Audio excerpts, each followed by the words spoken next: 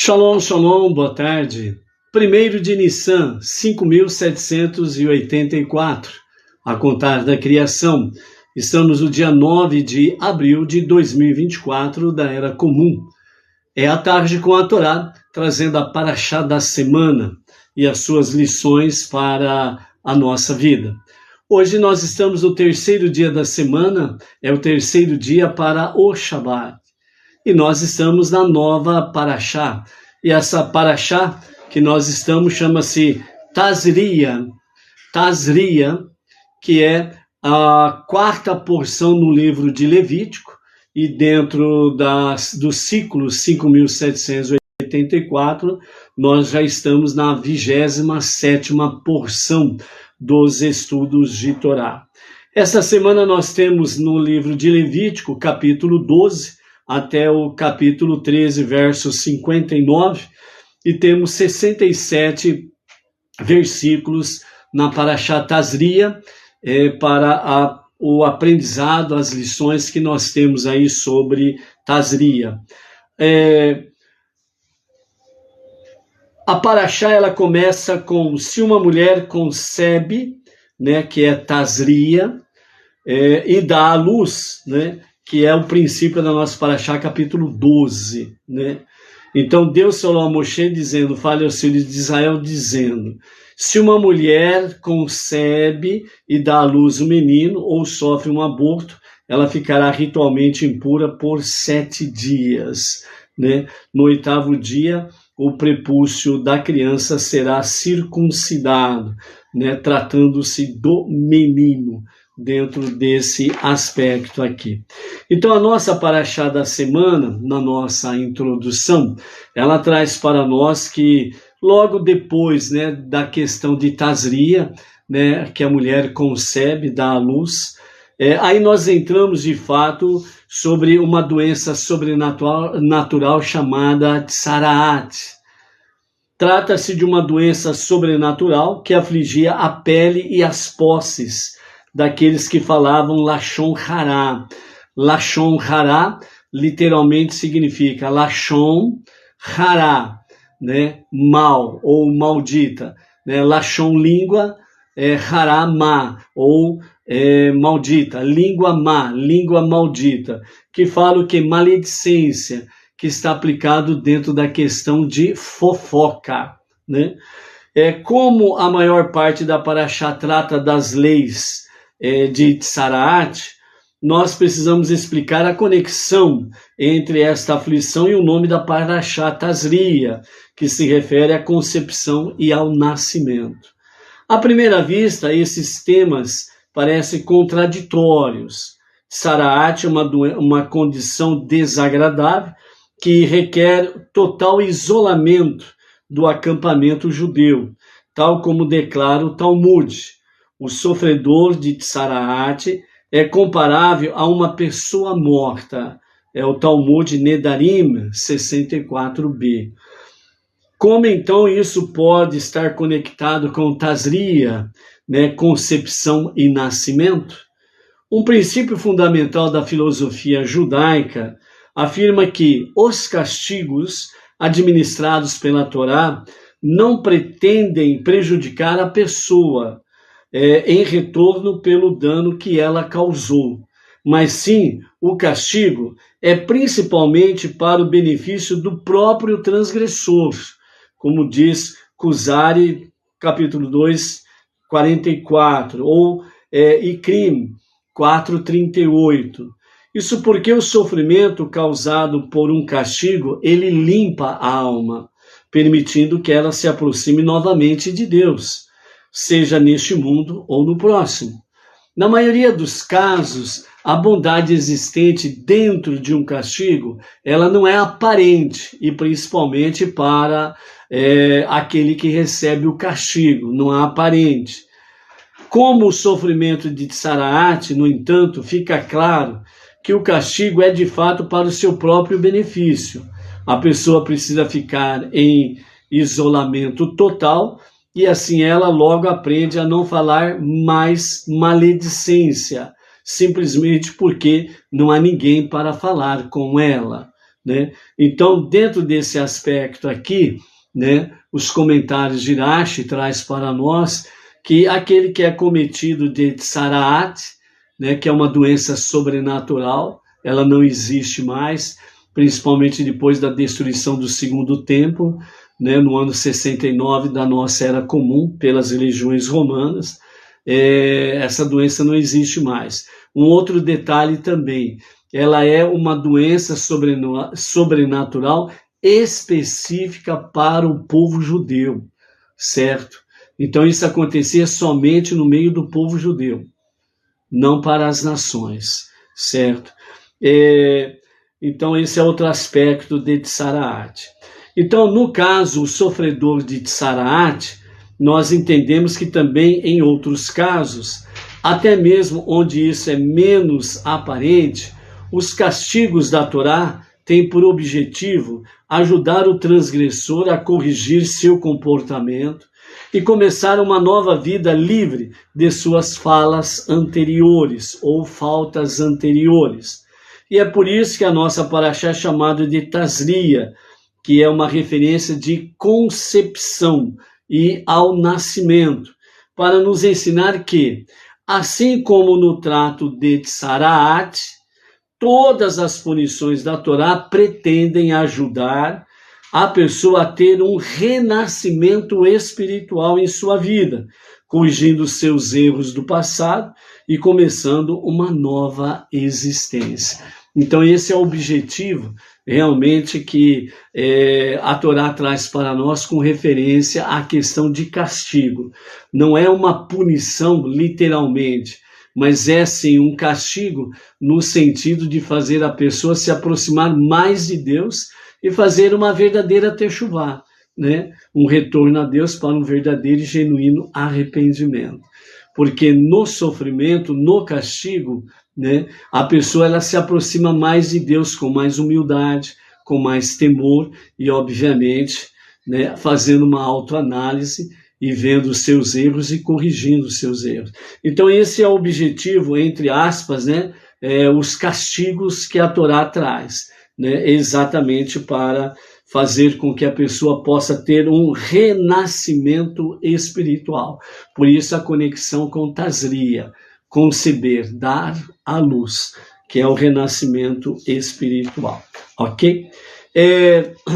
A partir do pôr do sol de ontem até o pôr do sol de hoje, nós estamos no primeiro dia do mês de Nissan. Então nós estamos em Rosh Chodesh de Nissan, né? E Nissan é o primeiro dos 12 meses do calendário judaico.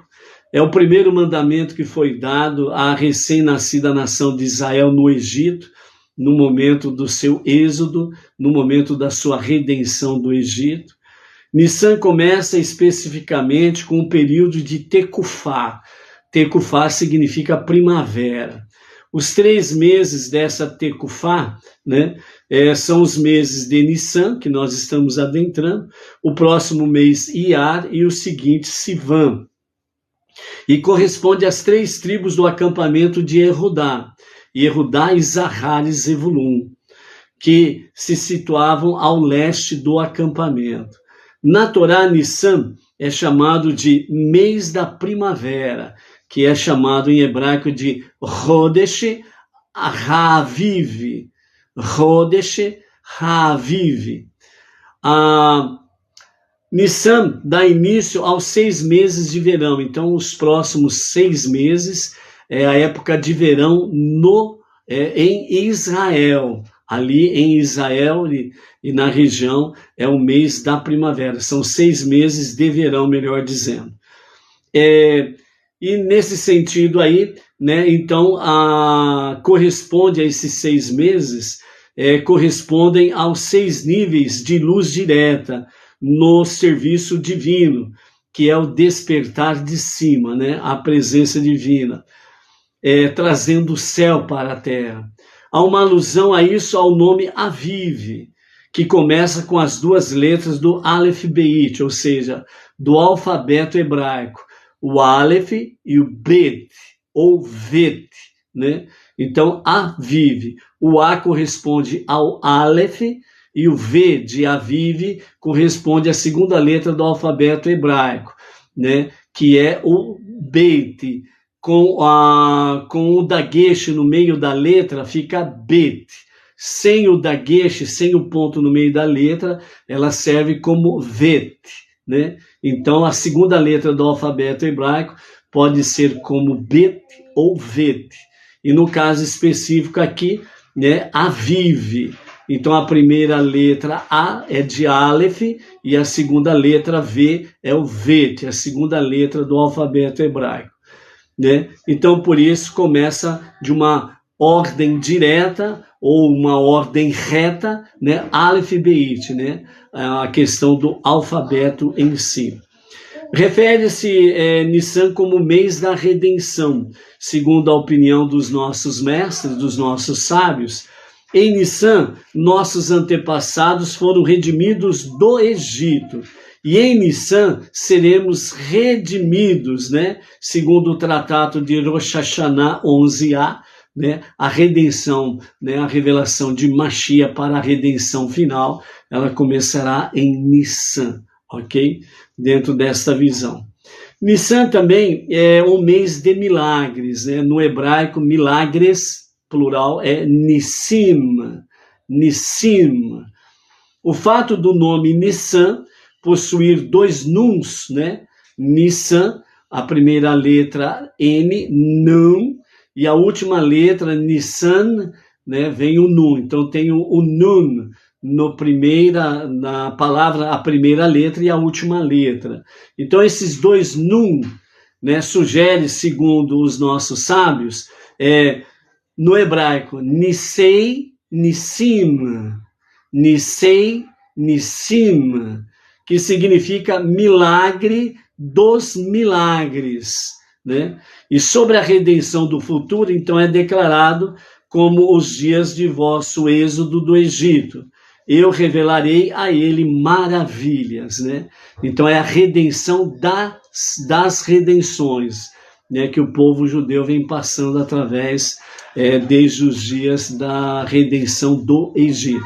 Então a primeira redenção, o Egito, ela está conectada com a última redenção, a redenção final, a redenção dos dias finais. O primeiro redentor, que é qualificado, é uma qualificação para Moshe, essa mesma qualificação ela vem para o último redentor, que é Mashiach. Então, a primeira redenção, a saída do Egito, corresponde exatamente à última redenção, que é exatamente a começar do povo judeu, o fim de todos os exílios, Galut, né? De todos os exílios, que isso corresponde exatamente todo o judeu dos quatro ventos do mundo estarão retornando completa e perfeitamente para a terra de Israel. Haaretz, né? A terra de Israel. Então, não ficará nenhum judeu entre as nações. Todos os judeus serão redimidos e estarão em Israel plenamente. 100% a terra de Israel será 100% de judeus. Nenhum não-judeu permanecerá ali, né? Nesse momento da Geulah, a redenção final, os não-judeus sairão das terras de Israel, sairão de Jerusalém de forma pacífica e ordeira, certo? Então estarão retornando cada um para as suas nações. Por quê? Porque de Jerusalém sairá a palavra da Torá para todas as nações. Ou seja, todas as nações estarão no seu devido lugar e todos os povos no seu devido lugar, ok? E então, a redenção final está conectada desta forma, né? Com a redenção, a primeira redenção, a saída do Egito. E o primeiro redentor, Moshe, está conectado com o último redentor, que é Mashiach, né? Que estará, o rei Mashiach estará reinando nesse período da redenção final. Por isso que os sábios falam que o justo Mashiach, ele terá, né, porções, né, da alma de Moshe e de todos os líderes de todas as gerações, bem como também dos tzadikim, os justos de cada geração. Né? Mashiach terá porções destas almas também, ok? Então, por isso, sobre a redenção final é declarado: como os dias de vosso êxodo do Egito, eu revelarei a ele maravilhas, né? A ele significa Mashiach, e também o povo judeu. Na Hassidut, esse versículo é explicado como significando que as maravilhas da redenção do futuro serão assombrosas e miraculosas, equivalente aos milagres do êxodo do Egito. Ou seja, Nisei, Nissim, milagre dos milagres. A letra correspondente ao mês de Nissan é a letra Rei, né, que é a quinta letra do alfabeto hebraico. A letra Rei é a origem fonética de todas as 22 letras do Aleph Beit. Segundo os sábios, eles ensinam que com a letra Rei, né, Deus ele criou todo o universo, né? Como é declarado no início da segunda narrativa da criação, que corresponde ao calendário judaico, começando a partir de Nissan, né? Assim, o mês de Nissan significa a renovação anual da criação deste mundo. Então, de forma mais específica, né, Nissan está simbolizando a renovação deste mundo. Dentro do mês de Nissan, nós temos a Mazal, né, que é a sorte do mês de Nissan, que é exatamente o Talê. O Talê, ele é simbolizado exatamente pelo carneiro, né? Então, que simboliza também o sacrifício de Pêssar, né? O primeiro sacrifício do povo judeu a Deus quando a sua redenção. O próprio povo judeu é simbolizado como um cordeiro dentre 70 lobos, né? Então, quando você lê lá na profecia, né, um cordeiro entre lobos, significa exatamente o quê? Cordeiro, o povo judeu, Israel, certo? Os lobos, 70 lobos, corresponde às nações. Então, na realidade, o povo judeu, sempre entre as nações, é como um cordeiro, né, como uma ovelha no meio de lobos, ok? De todas as criações de Deus, o cordeiro possui a inata capacidade de despertar misericórdia pela sua voz, que é a origem do sentido da fala do mês de Nissan, né? A fala. A tribo que corresponde a esse mês é a tribo de Yehudá. Yehudá é o rei, né? É a primeira das tribos de Israel. Seu nome significa dar graças, na fala, no sentido de Nissan. O rei governa seu povo pelo poder de suas palavras, como está escrito, pois a palavra do rei é sua lei. O mês de Nissan é o ano novo para reis, né? Segundo a Mishnah, Rosh Hashanah 1:1. O sentido do mês de Nissan é exatamente a fala, né? O sentido.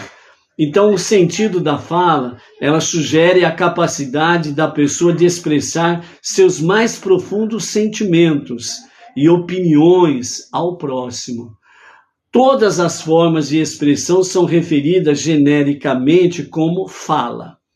Este mundo, criado pela letra Rei de Nissan, está baseado na comunicação verbal, portanto, personificando a Sefirá de Malchut, que é o reino, e é frequentemente chamado de o mundo da palavra, ou o mundo revelado. O próprio radical para a fala significa também liderar. Assim, o sentido da fala é basicamente o sentido de liderança. Então, a principal mitzvah do mês de Nissan, na noite do Seder de Pêssar, é a narrativa da história de Êxodo. Quanto mais se narra o êxodo do Egito, mais ele é louvável. E esta é a principal mitzvah da fala de todo o ano. Dos 15 estágios do Seder, né, que o Seder de Pêssar tem 15 estágios. 15 é igual à soma de todos os números de 1 a 5. Então você pega os números de 1 a 5, você põe 1 mais 2 mais 3 mais 4 mais 5.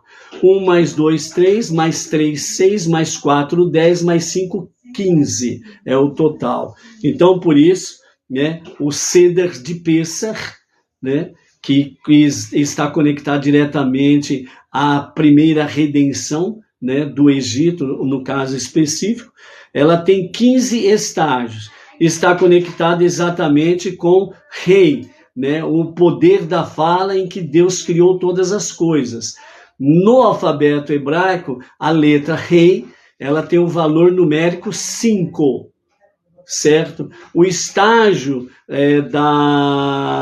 do Seder, do jantar especial de Pessach, é 15 estágios. Então, pega-se do número 1 até o número 5, fazendo a soma de 1 mais 2 igual a 3, mais 3 igual a 6, mais 4 igual a 10, mais 5 igual a 15, ok? Então, aí nós temos realmente a narrativa da história do Êxodo, né? O Magide, né? Então, o rei, ele é o 5º estágio, né? O estágio do Magide começa com a palavra rei, onde no estágio dos 15, né, dos 15 estágios do Seder, então começa rei Lahma Aniá, que significa este é o pão do homem pobre.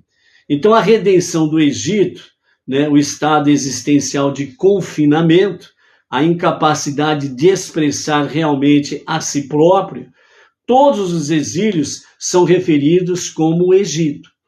Então, por isso, né, mesmo depois da saída do Egito, até a presente data, toda e qualquer exílio que possa a pessoa estar é comparado a exatamente o exílio do Egito.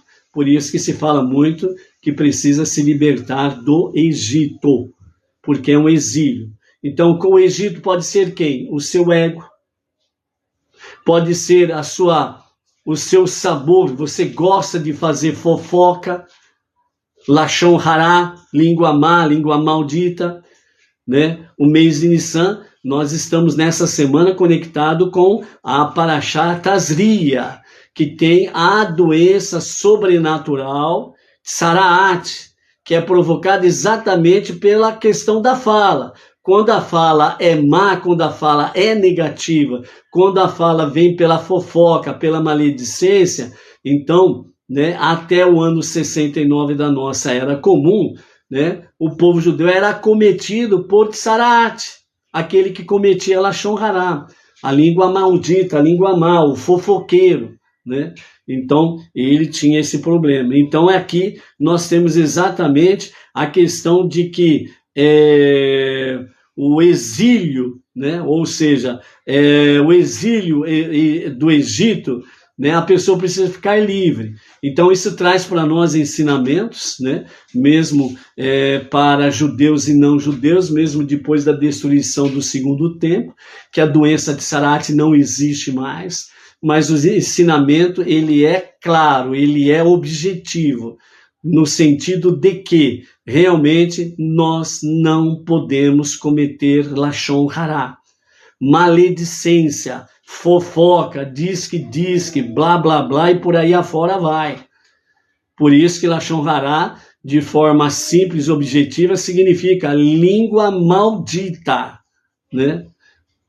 E uma coisa interessante que nós vamos observar aqui na nossa Parashá, que o Tsaraat era uma punição para aquele que cometia o Lashon Hará, fofoca, a maledicência, falando mal do próximo, fofocando do próximo, né?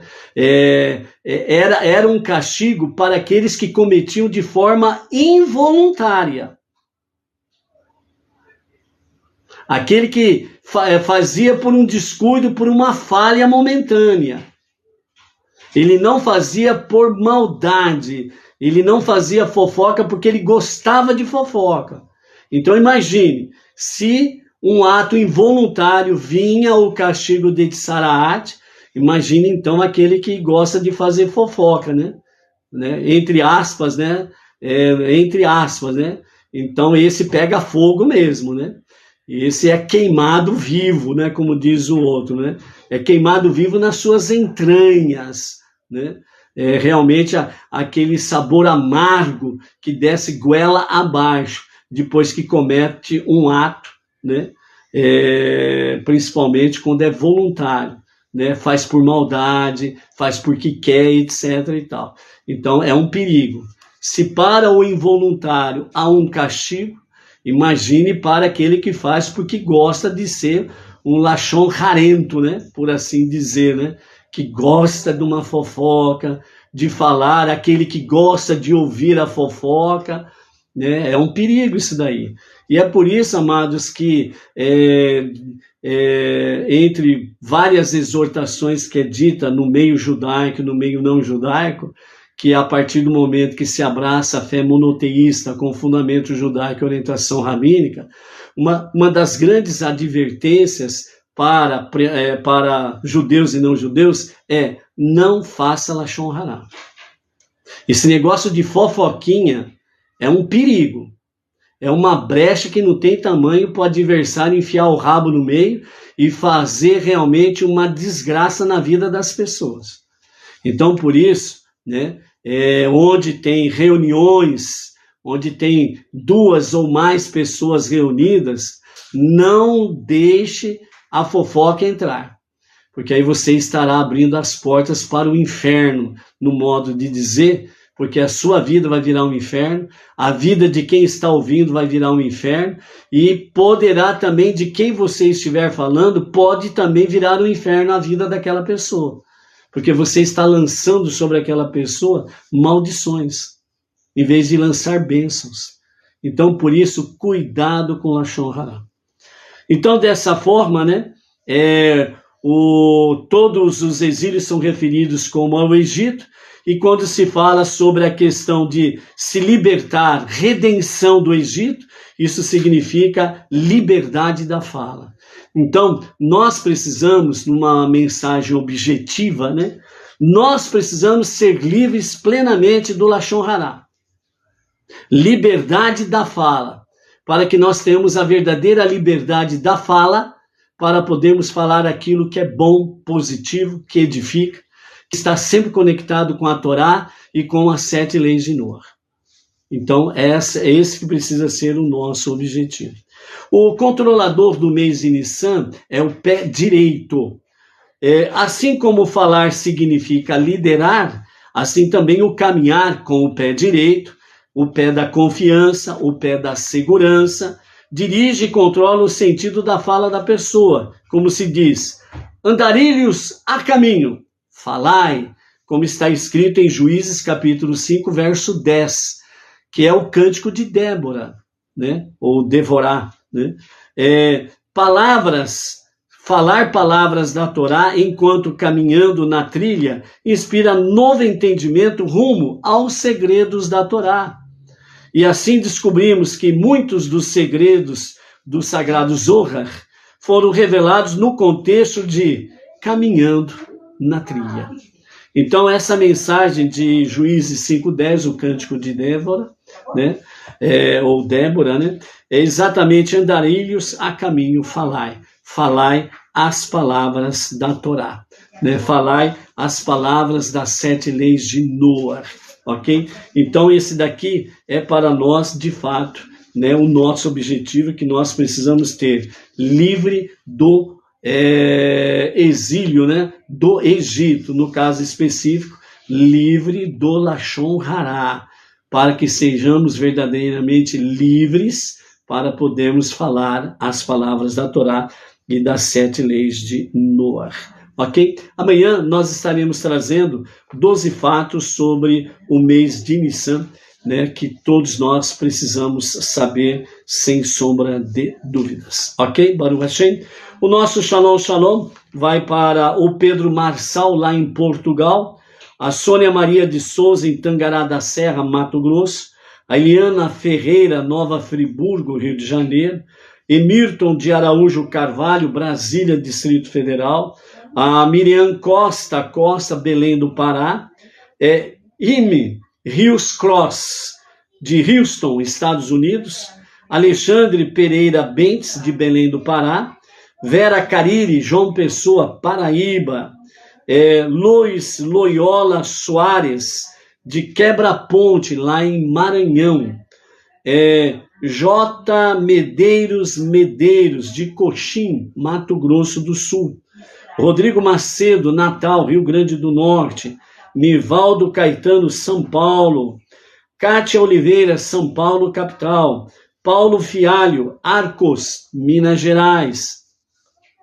Adriano Serrano, Walson Jansen Ferreira Júnior, Belém do Pará, Adriana Correia, Walter Riso, São Paulo, Noah Benclein, de Santo André, São Paulo, Grande São Paulo, Eric Ben Yosef, de Siló, Israel, Vera Tosta, Raver Lima Souza, Belém do Pará, Claudinei Araújo e Emile Lima, né, daqui de Bauru, né, o casal aqui de Bauru, Neide Vilas Boas da Silveira, Mauá, Grande São Paulo, Valda Santos, Marli Stael Vitória, Espírito Santo, Radassa Todá, lá da Suíça, ela se identifica dessa forma, Edna Ferreira, Claudemir Messias, Marcelo Brizolari, né? Maria Lúcia, de São Sebastião, Litoral,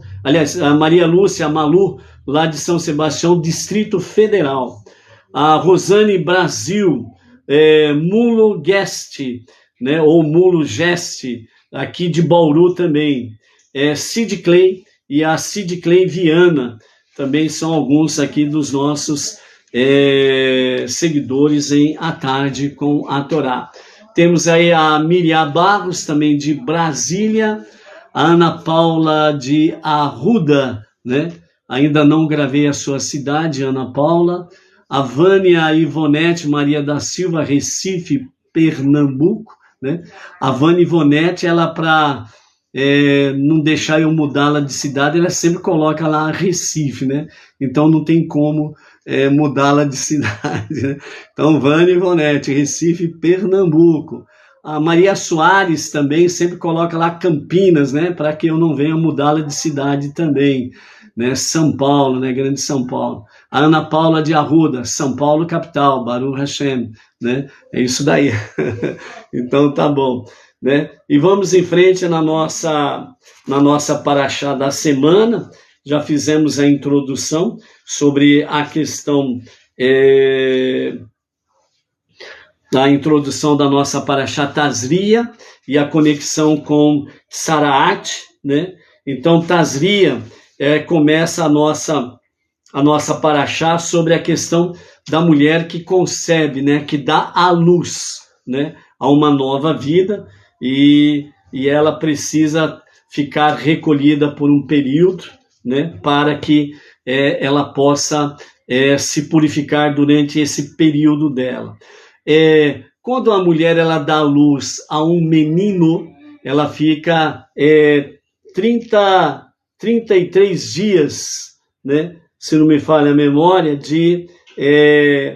em casa, né, guardando a sua dieta. E quando ela dá à luz a uma menina, o tempo é dobrado, né? E por que o tempo é dobrado quando ela dá luz a uma menina?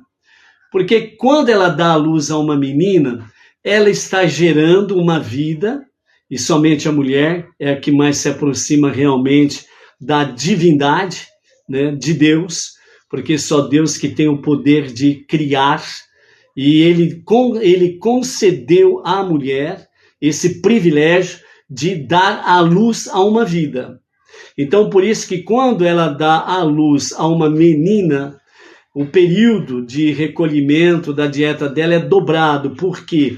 Porque o desgaste é maior. Porque ela está dando à luz a uma vida que no futuro dará à luz também. Essa menina que depois vai nascer, crescer, vai casar e vai dar à luz a outras vidas, né? Então, por isso que o período dela é dobrado para a sua dieta, para a sua purificação, né? Porque, segundo os comentaristas, falam que a mulher, justamente por essa dádiva preciosa de dar à luz a uma vida, ela pode realmente cair numa falha, né, do orgulho, porque ela está dando à luz a uma vida, né? E ela tem o poder de dar à luz a vidas, certo? Então, para que realmente ela não perca essa divindade, ela não perca essa santidade, ela não perca essa dádiva, principalmente a partir de um momento que ela acabou de dar à luz a uma vida, né? Então, esse recolhimento é justamente para não perder a humildade, para que o orgulho, a prepotência não tome conta dela e ela não venha se prevalecer sobre outras mulheres, por exemplo, as que por alguma questão não pode dar à luz a uma vida, não haja prepotência nem orgulho, né, com as mulheres que não podem dar à luz a uma vida, né? E nem venha se sobrepor ao próprio marido e aos homens de forma geral. Então a humildade é para permear realmente uma ação muito kadosh, que é dar à luz. É uma ação de muita santidade, né? Então, justamente por isso, é para que a mulher não perca esta santidade desse momento sublime de dar à luz a uma vida. E quando ela dá à luz a uma menina, ela está dando à luz a uma vida que no futuro dará luz a outras vidas, né? Então estará mais do que nunca, sem sombra de dúvidas, confirmando a ordem primária, né, de Hashem, né? Crescei-vos e multiplicai-vos, dentro desse aspecto aí. E assim que termina, né, o período em que ela permanece, né, recolhida para o menino 33 dias, e quando ela dá à luz a uma menina, 66 dias, né? Então, logo em seguida a essas instruções que nós recebemos aqui, o capítulo 13 já traz de imediato sobre as leis de Tsaraat, né? Que é o ponto central de toda a paraxá da semana, onde vai se estender, né, daqui para frente, principalmente sobre a questão de Tsaraat e sobre a questão do poder da fala, né? Então nós vamos ver alguns aspectos aqui para que, de fato, nós não venhamos, né, ter conhecimento de uma forma mais profunda, mais elevada, e ao mesmo tempo venhamos crescer no nosso temor e no nosso tremor para com Hashem, sobre a questão do Lashon Hará, e a obediência para não praticar o Lashon Hará, né, dentro do aspecto de amor e temor a Hashem. Amor para com ele como pai, temor de medo para com ele como rei. É dentro desse aspecto aí. Então, por isso, nós temos aí a questão do Tsaraat. Então, vejam bem alguns comentários, né, que nos fala sobre isso, né? Capítulo 13, Deus falou a Moshe e a Aharon dizendo: se uma pessoa tem uma pústula branca, descoloração ou mancha na pele do seu corpo, e é suspeita de ser uma lesão de Tsaraat, né? Então, o que é Tsaraat? Vamos ver o que nos fala aqui o comentário do Rumash para o nosso shiur. Tsaraat é uma aflição miraculosa da pele, que ocorria como punição para uma conversa fútil ou de maledicência, tornando o afetado ritualmente impuro. Foi identificado erroneamente como lepra. Então, muitas vezes, né, pessoas, né, por aí afora dizem que o Tsaraat era uma lepra. Negativo, não era lepra, em hipótese nenhuma. Porque, para começo de conversa, desde o ano 69, com a destruição do segundo templo, Beit HaMikdash, em Jerusalém, pelas religiões romanas, essa doença desapareceu. Então, pode-se falar alguma coisa semelhante. Por exemplo, a lepra, alguns falam de lepra, outros falam de sarna, que a sarna ela é cometida na pele, né? Mas não é nenhuma dessas. Ou seja, na realidade, Tsaraat não é nenhuma doença clinicamente diagnosticada, porque ela é uma doença espiritual. E somente os Kohanim, e somente o Kohen Gadol é que dava o diagnóstico. Está ou não está com Tsaraat. Entendeu?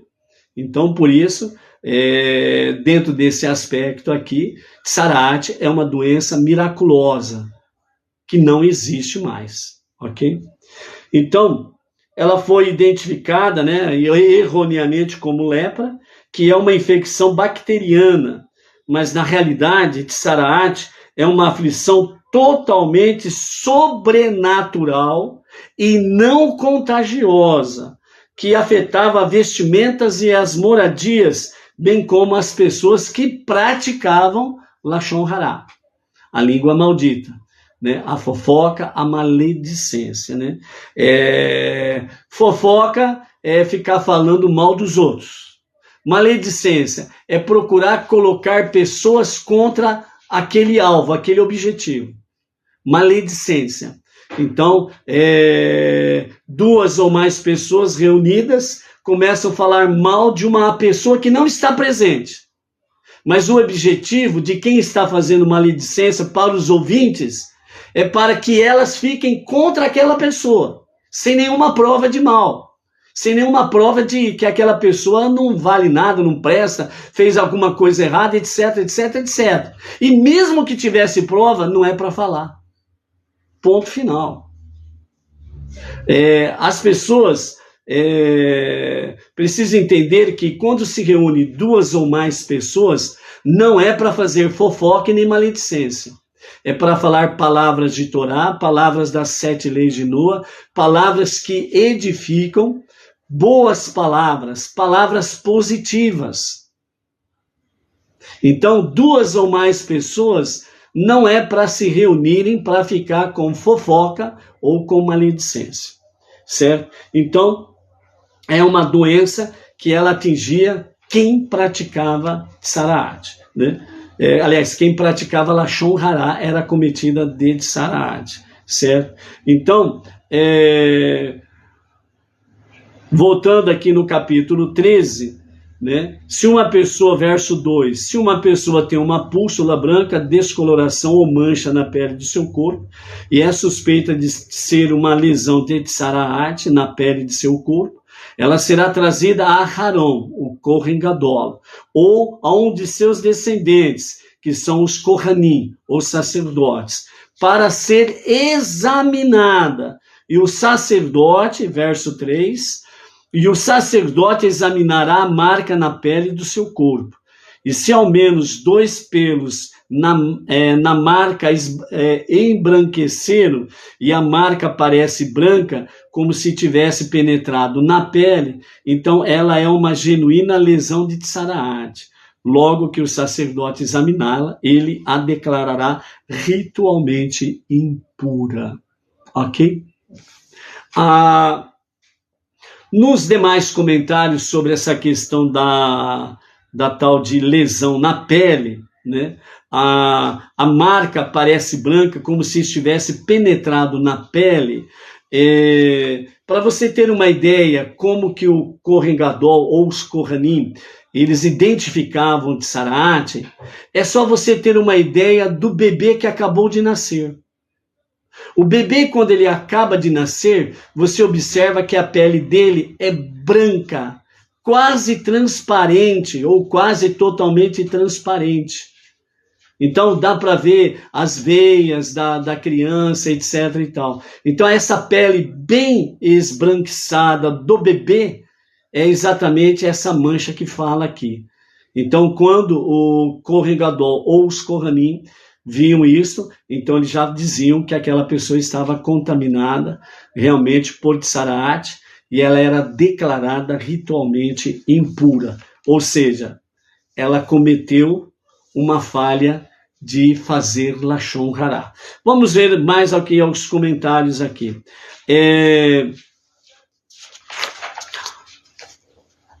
Rambam, né, Maimônides, ele diz: Tsaraat é um termo coletivo para muitas coisas que não se assemelham umas às outras. A pele embranquiçada no homem é chamada de Tsaraat, bem como o cabelo que cai de sua cabeça ou barba. A mudança de aparência que ocorre em um artigo de vestuário também é chamada de Tsaraat.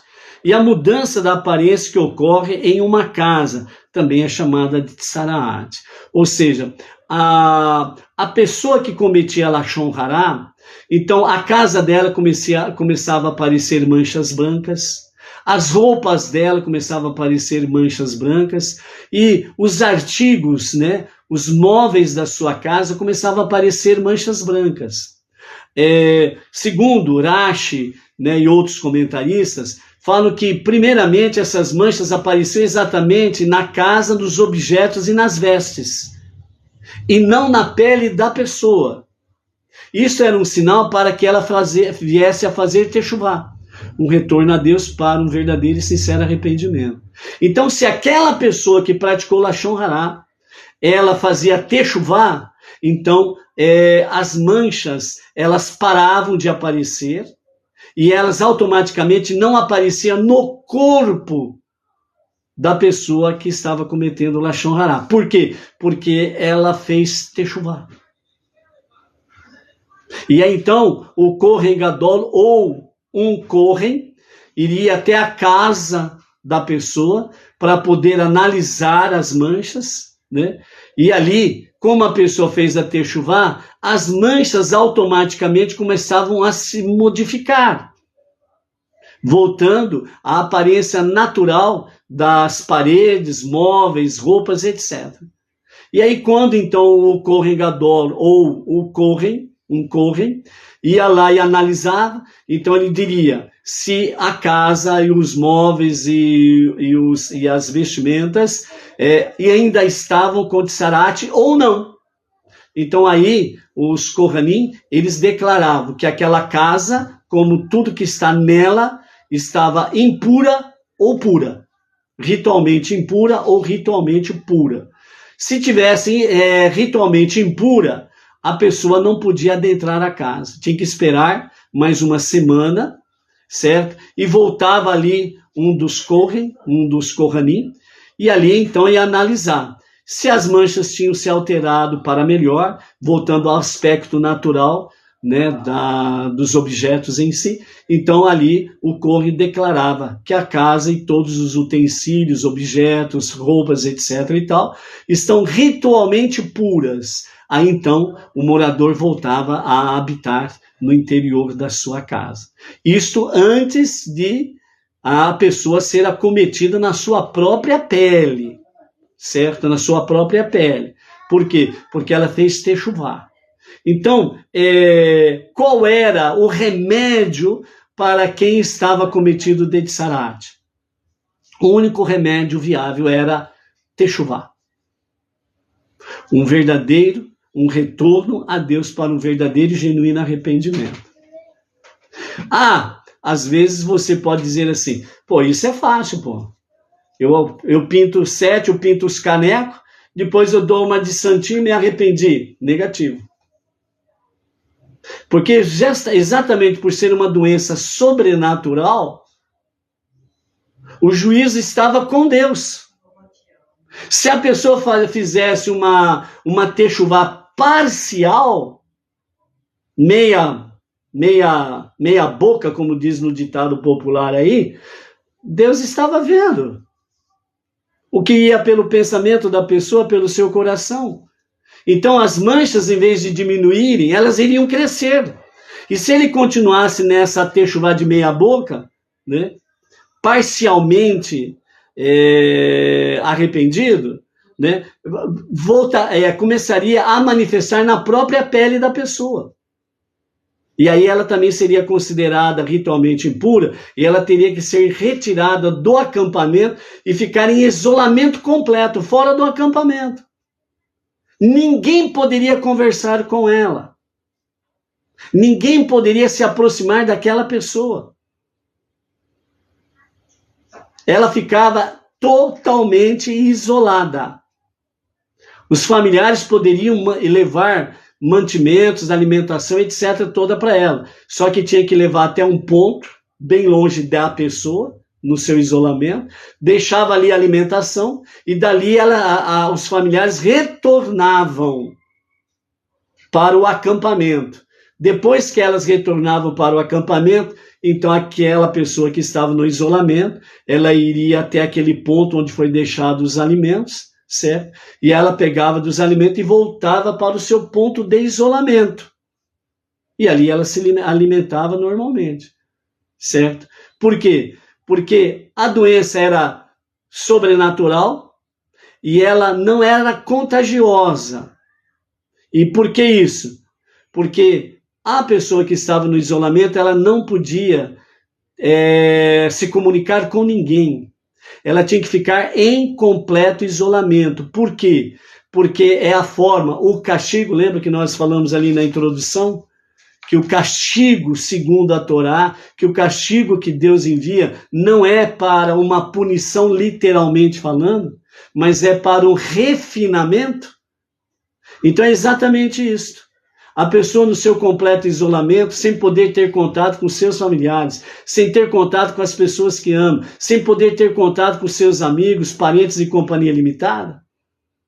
Então ela perceberia a grande tolice que ela cometeu, de praticar Lashon Hará. Então os seus 7 dias de isolamento era exatamente para ela aprender de forma prática que onde estiver 2 ou mais pessoas reunidas, não é para fazer Lashon Hará, não é para fazer fofoca e nem maledicência, mas sim para falar palavras de Torá, palavras positivas, palavras que edificam. E isso se traz para as nossas lições do nosso dia a dia.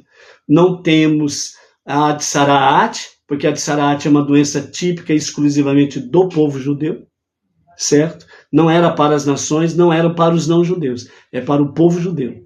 O povo judeu, ele era considerado um povo kadosh, nesses dias que nós estamos falando, ok?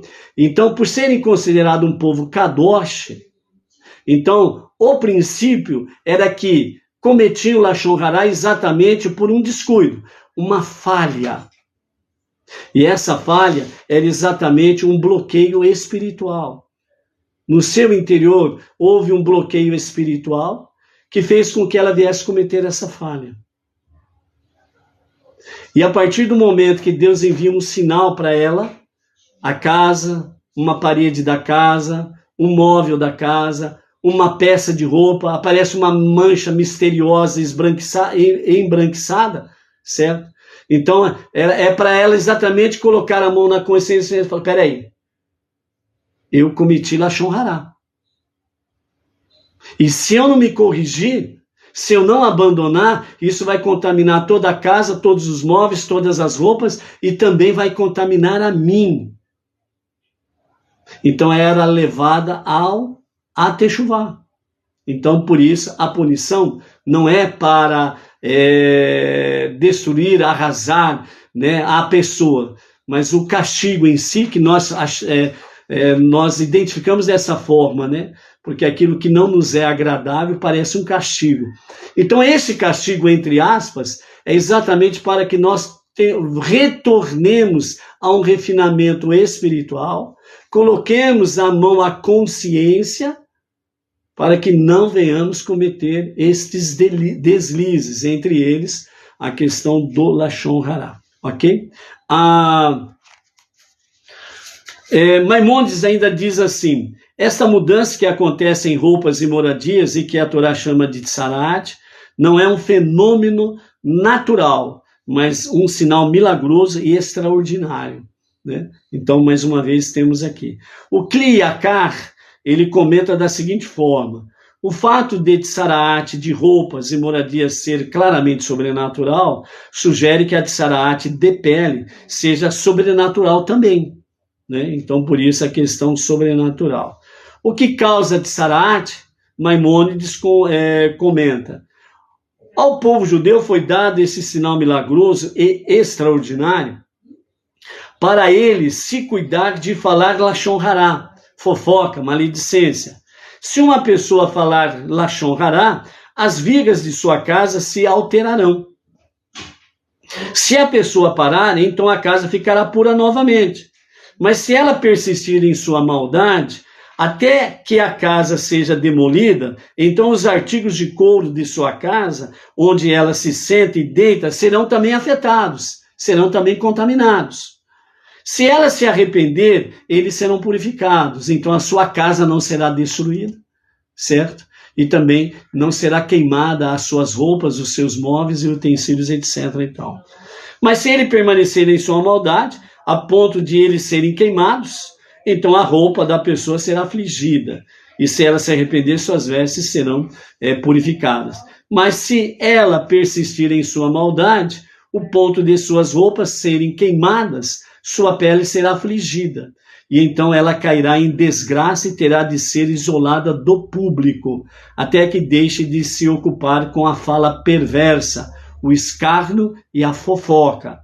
Este é o comportamento das pessoas más, que se sentam e escarnecem.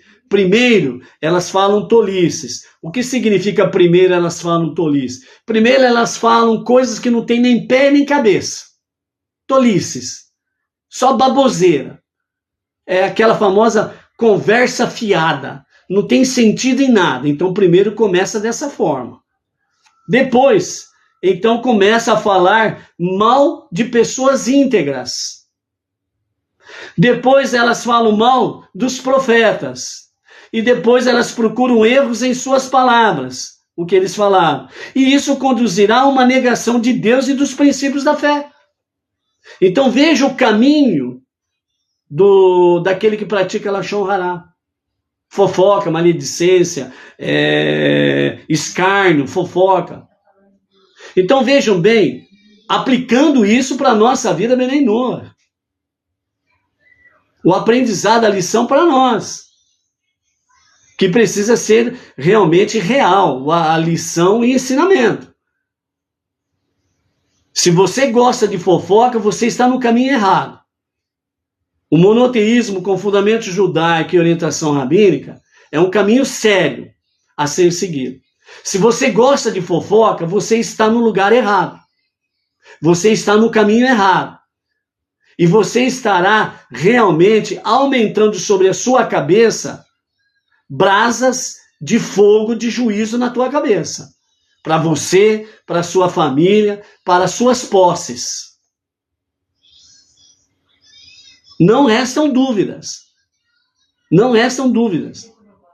Quando fala mal dos profetas e procura um erro nas suas palavras, dentro da visão Benei Noah, esses tipos de pessoas que gostam de fofoca e de maledicência, que praticam lashon hará, elas começam a falar mal das lideranças. Do nosso Rabino Yaakov Gerenstad, que é a nossa liderança nacional. Começa a falar mal dos líderes das comunidades, os emissários, os líderes das comunidades Benei Noah, das sinagogas Benei Noah. Começam a procurar erros nas suas palavras. E dessa forma, fica virando no quê? Fica virando em fofocas, em maledicências, em escárnios, palavras perversas. E isso leva a pessoa ao quê? Finalmente, a negação de Deus e dos princípios da fé. O lashon harento, por assim dizer, ele até fala, não, peraí, eu só estou falando a verdade, certo? Eu jamais vou negar a Deus e os princípios da fé. Mentira! Por quê? Baseado na Torá e nas 7 leis de Noah. Se você faz qualquer coisa fora da Torá e das 7 leis de Noah, você está negando a Deus e os princípios da fé. Simplesmente isso. Ponto final. Eles voltam, mas acho que volta só no celular, viu, Fulvio? Só no celular? É, na CPU aí não volta. A Luciana está falando que não está notificando das lives do senhor José. É. O Facebook já está se notificando. Voltou o sinal, vê aí. Baruch atah Adonai Eloheinu melech haolam shehakol nהיה bidivaro.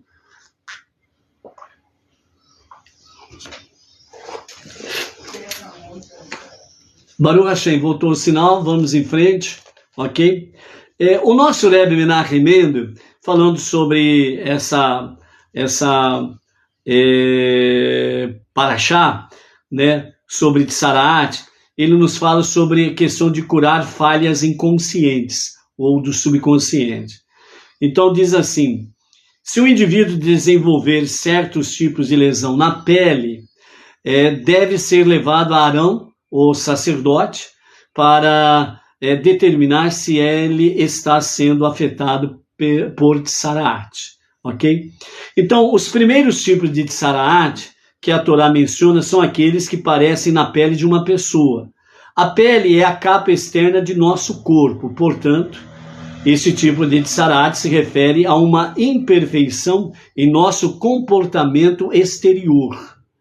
Afeta especificamente as pessoas que fazem de forma involuntária fofocas ou calúnias injuriosas. Então aqui, na prática, nos dias de Tzaraat, no meio do povo judeu, está se referindo principalmente à forma involuntária de fazer fofoca ou calúnias injuriosas. Ou seja, involuntária. Preste atenção nisso. Certo? Certamente podemos purificar a negatividade, nossa conduta, nossa fala e nossos pensamentos. No entanto, alguma negatividade subconsciente pode ficar de um modo tão profundamente encoberto que nunca tenhamos consciência dela. Quando o único traço de negatividade que permanece em nosso interior, que é tão sutil, a única forma em que venha à tona é por meio do comportamento espontâneo, como uma fofoca que escapa involuntariamente, como num comentário casual que sai da boca de uma conversa basicamente inocente. A fala espontânea revela que encontra-se no âmago oculto do coração essa falha sutil do Lashon Hará, certo? Então aqui, de acordo com a Torá, o nosso Rebbe Menachem Mendel, ele está falando da pessoa que falha de forma involuntária, certo? De forma inconsciente. No momento de uma conversa que está ali, né? Está conversando com uma pessoa e de repente, sem mais, sem menos, pá! Solta uma fofoca de alguém. E aí é que está o perigo. Entendeu? Aí é que está o perigo. Então, nessa falha de momento involuntária, certo? Naquele momento, nas primeiras palavras, ela é de forma inconsciente e involuntária. Mas se isso for alimentado, aí já não é mais inconsciente e involuntária. Aí a pessoa gosta de fazer Lashon Hará, gosta de fazer fofoca e de maledicência. Aí punição é outro detalhe. Obviamente, vai se tornando mais grave a situação nossa. Por quê? Provérbios, se eu não me engano, capítulo 6, ele fala sobre 6 questões em que realmente o Eterno não se agrada. Mas a 7ª, que realmente o Eterno, ele fica grandemente aborrecido com a pessoa. E o 7º é exatamente aquele que usa da palavra para colocar uma pessoa contra outra pessoa. Maledicência. Então, quando a pessoa ela faz isso de forma voluntária, certo? E ela faz o quê? Ela faz fofoca, faz maledicência. começa a falar mal dos outros, etc. e tal. Como nós vimos aqui no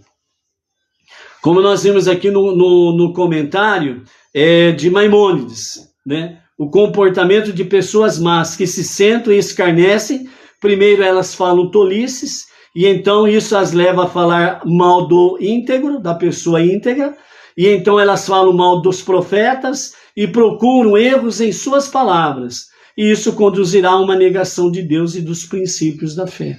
É a sétima questão que Provérbios fala, que Deus fica extremamente furioso.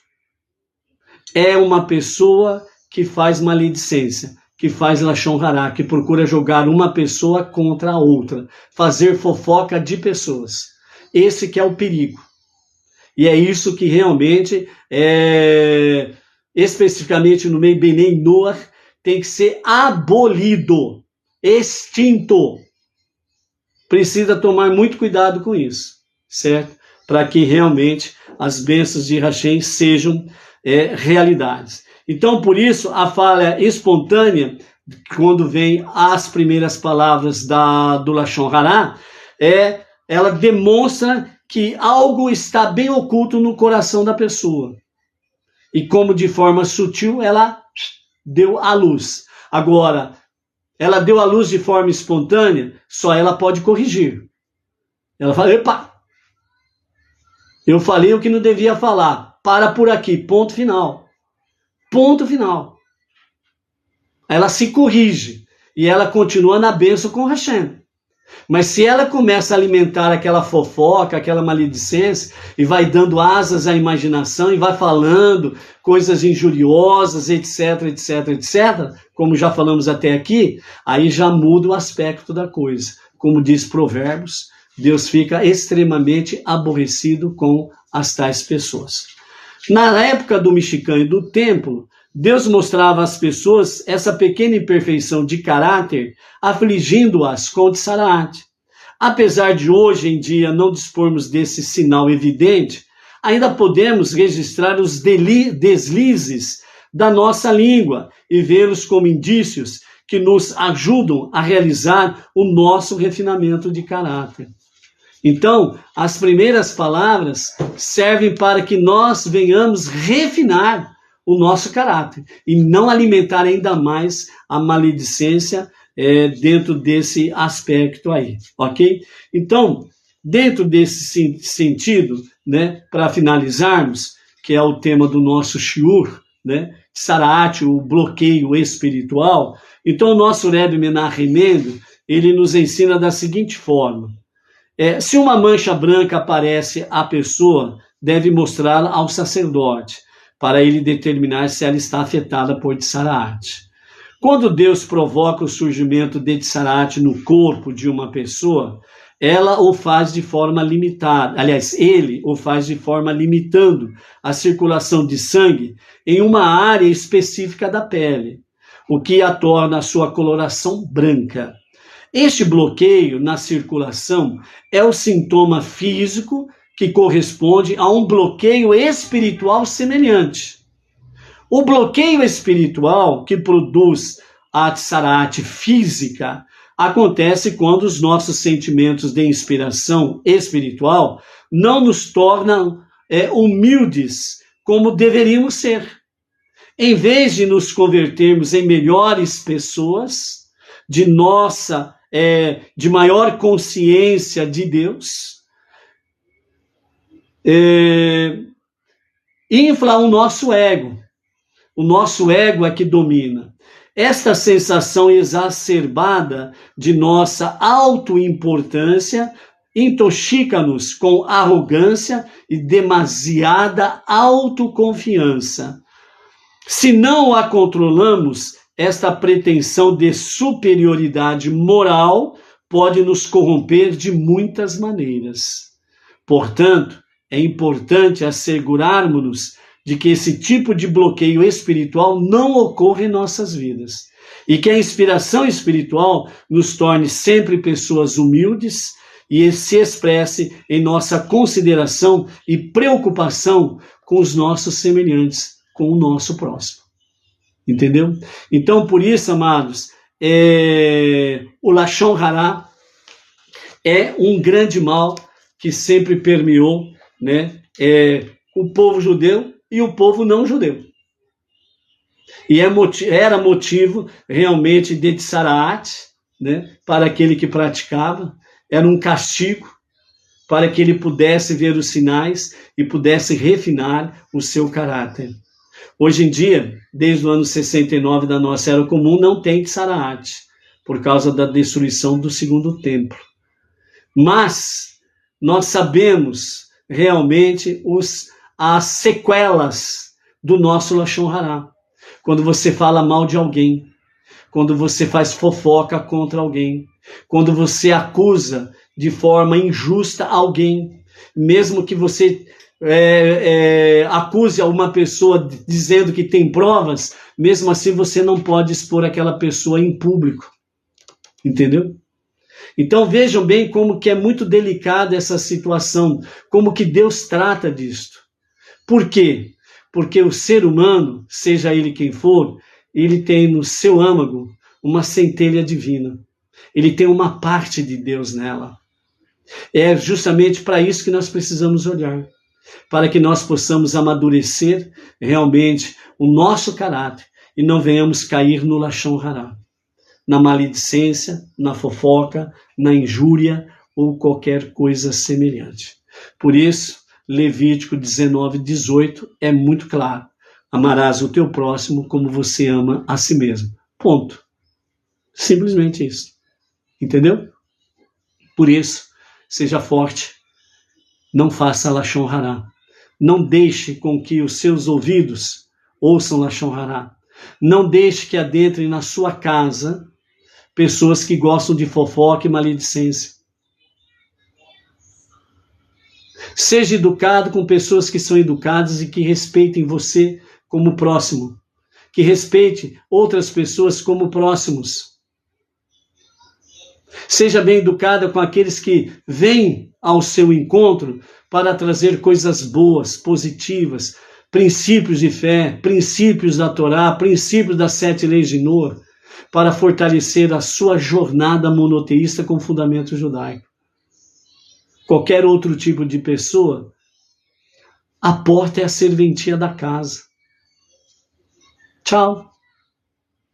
Simplesmente isso. Seja quem for, seja parente, amigo, seja quem for. Não deixe trazer maldição para dentro da sua vida e para dentro da sua casa. Compete a você cortar este mal sem sombra de dúvidas. Por isso, vamos seguir em frente com a graça de Hashem. Quinta-feira vamos ter continuidade sobre Tsaraat. Shalom, shalom. Até lá.